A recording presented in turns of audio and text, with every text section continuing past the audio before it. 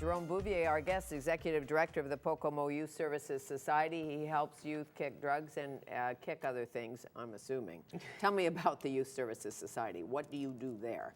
Well, PoCoMo is a unique group. I came across, I did some part-time work for them when I came back from California. I was running a county-wide program for runaway and homeless youth in Mendocino County. And what I found when I came back was a lack of outreach services, you know, to really serve those young people who have these barriers of not being confident to reach out to services or coming into your traditional services. Mm-hmm. So what I created was the first mobile multi-service outreach program. So it's converted shuttle buses that go out to youth 7 to midnight on weekends and meet them where they're at on their turf and their terms, and provide services and support where they can. And so PoCoMo, from there, we created it in late 2004, 2005, when I was mentioning earlier, Patch Adams came up and did a fundraiser for me and was here with you. And so PoCoMo is Patch Adams. He's quite the character. No kidding. So we ended up creating this program. We serve about 2,000 plus young people a year, about 4,000 duplicated contacts a year. We have now 2 buses, moving on to a 3rd bus. It's a very unique program. The kids really love it. We're totally dependent on grants, fundraisers, and donations. We get no ongoing support or ongoing funding, provincially or federally, right, which is a challenge. Sure. But exactly. Where the money should be going, it's not going where it should be going. You would hope, you would hope. And it's serving a marginalized population of youth that just don't get a lot of services. Mm-hmm. You know, we talk about families first, and 12 to 14, they're part of families. Sure. 12 to 18, they're part of families, I think, too. Mm-hmm. So. But when a child, a youth, a teenager, an adult is isolated, marginalized, homeless, you made an important point. We meet them on their turf. Yes. Their territory, where they're at. Yeah, that's so key. Because today, again, kids, they'll walk into a service going, "Hi, I'm Jerome, I need drug counseling."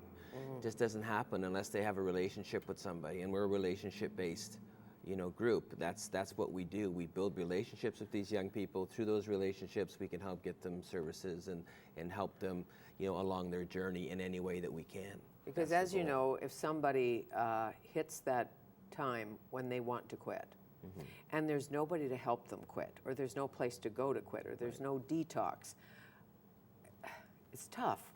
Because the next day, back to the crack pipe. Yeah. Yeah. There's always an alternative, Yeah. and yesterday you thought about it, today, never doing it. Mm-hmm. And that's what's nice about our program is we're out there every weekend. So the kids know that this funky painted bus is going to be driving through the community, and they can text it, they can follow us on Twitter, they can follow us on Facebook, they can ask to come in, and the bus will go to where they are and meet them where they are and have a conversation and try to connect with them. We don't transport kids on the bus. It's actually literally a drop-in center. There's couches, there's stuff on there, so it'll park and the kids will hook up. I know you're familiar with the 4 pillars and Yes. the Vancouver program, and one of the pillars is harm reduction. And today in the paper, there's a pilot project. I don't know much about it, but they plan to give crack pipes, free crack pipes or kits, away. How do you feel about that? Well, I think that there's so many. We've got to have a lot of options for people to help get to a safer place. Harm reduction, especially with youth, is very, very, very effective. And with that, when you look at hepatitis C, and this is what it's about, it's not about condoning, it's not about giving permission, it's about reducing health risks. And we actually have the tubes as well that we provide that we know, because we're seeing a big increase among young people with crack, smoking crack. So, and our average age that we see out there is 14 years old. The average age of the young person that we see on the street. So yes, I definitely support it. These are not recreational users. No, or some are, and some are ongoing users. And so our goal, again, is the same, is to try to reduce that chance of spreading Hep C or any other kind of health HIV. issues. Anything like that. And it's a bigger picture approach to things. And if you do that, then you have that connection with them, and then you can help maybe get them into other services. Sure. And As you know, it supports. infuriates some. Sure. And whether they're a police officer or a social worker, and others think it's the only way to go. Yeah. I don't know where the middle is in the needle exchange world or this world, but long-term thinking, it would make sense to me if you can connect an addict with a healthcare worker early and prevent the disease. Yeah. First of all, you have to get to the point, is addiction a health issue or a criminal issue? Got to go there. Yeah, that is an interesting.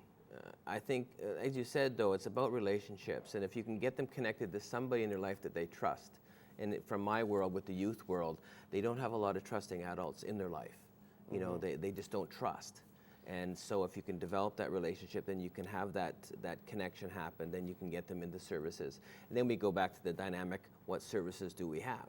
Right. So where are you going to refer them? How much services do we put into 14 to 18 or 12 to 18-year-olds? There's not much out there. I think they're pretty much left on their own for the most part. Well, that's the fourth pillar, isn't it? It's one of the pillars. It's supposed to be the services or the place to go. Now you've made the connection. Now Right. you have to help the person. So you got to put the dollars to there so they can have somewhere to go, an alternative to radio, especially when they're in that moment when they go, yes, I'm ready. Okay, good. Here we go. Instead of going, well, all right, well, we'll see what we can find. We dealt with it just recently with a 14-year-old that we finally connected with who was smoking crack, selling herself on the street, et cetera, and was ready to go and couldn't get her into a bed because there wasn't anything available. Right. There hasn't been anything available or much available for at least 30 years because I've been a broadcaster for 30 years, and I'll tell you, I had this same conversation 30 years ago. Yeah. Same conversation. And why? Why are we having the same I don't conversation know. 30 years later? You should know the answer to that. You're the, Well, you're the inspiring I guy, guess- the drug counselor. I think the question we have to ask ourselves is, what do we value in this world? Do we value ball bouncers, puck shooters, and ball catchers more than we value our outreach workers or officers or school teachers? What do we value? That's a tough question to ask because we'll pay somebody $100 million to catch a ball and we'll all cheer, but we can't get funding to support programs like ours and other programs out there that need that funding. And with young people, you know, they say it takes a whole village to raise a child. However, I've come to discover it takes the troubles of youth to raise a village. Hear them, and they will guide us. Are we listening? We're not listening, I don't We're think. not listening. And we don't know the answers, of course. You're closer to the answers than I am. But going back to you, inside you, the power inside you, or whatever you used, was it the light? Was it the Bible? Was it the Koran? I mean, what was it? What is the connection? How do you help kids who are in the kind of shape you were in tap in? What advice do you have for parents to help children? With the young people, you know, I'm speaking next week to a leadership conference, and you know, it's about the power that's inside ourselves is amazing, and sometimes we forget it's there. You know, and for me, I think facing, you know, they say next to the wounds reside the gifts, or maybe the wounds are the gifts. And what I found is the wounds are the gifts. And I looked inside and saw this power I had inside myself to be able to overcome and move forward. So I think we have to look inside more. So I encourage young people to look inside more. And then to also reach out around you. There's friends and caring people around you. Reach out and tap into those. For parents, you know, get educated. Get educated about what's going on in the youth world. It's always based on fear. Usually the reactions we have are based on fear, maybe parents or society. And I think we have to try to really work hard to get past that and look at a more reality-based and what's really needed. Look at the needs of the young people as opposed to needs of, you know, a service. And so with parents, it's having open conversations, talking about it, being okay to talk about it, creating those circumstances so your children can come in and know that it's okay to talk to mom about this or dad about this and not going to freak out and lock me in the bedroom for the next 15 years. Right. That they're going to have the conversation. And then with conversation, everybody feels better. It's open, it's on the table, you can discuss, the trust is there, then they'll come to you about anything. And 9 out of 10 times, those young people make some great choices. Sure. As Jerry Jampolsky said, love is letting go of fear. But as a parent, you hear, and I'm sure you hear it a lot because you talk to so many parents, we did everything we could for that kid. And we went back again and again.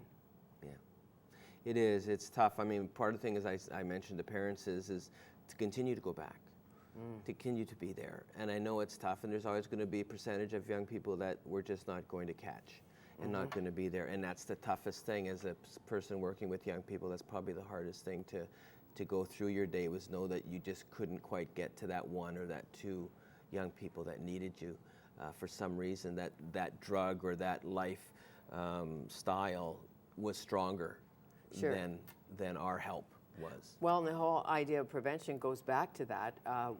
What do our 13-year-olds and our 12-year-olds need to prevent them from going there in the first place?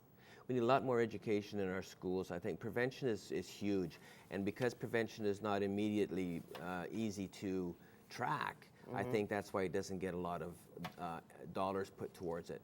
But prevention is key. Now, 15 years later, I have a lot of young people that are now young families, have their own families come to me and say thank you.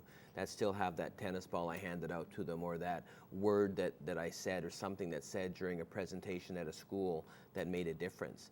But you couldn't track that right away. But 10 or 15 years later, I have them come to me and say thank you. If you weren't doing this, youth crisis work, saving a few souls, or helping them save themselves, really, Yeah. what would you be doing?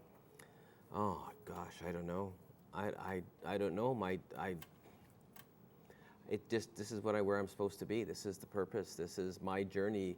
The greatest gift I was given in my life was this chair, because without it, I would have never been able to meet so many young people, work with amazing colleagues out there in the field, have an impact on some lives along my journey, met my wife, been able to, I'm sitting here talking with you.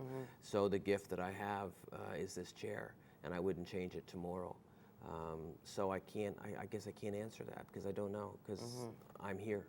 This is where I'm supposed to be. They say if you don't know where you're going, you'll end up somewhere else. That's all right. That's all right. Thank you. Thank you, Fanny. Nice to see you again. Thank you so very much. For sure. Jerome Bouvier, Executive Director of the PoCoMo Youth Services Society.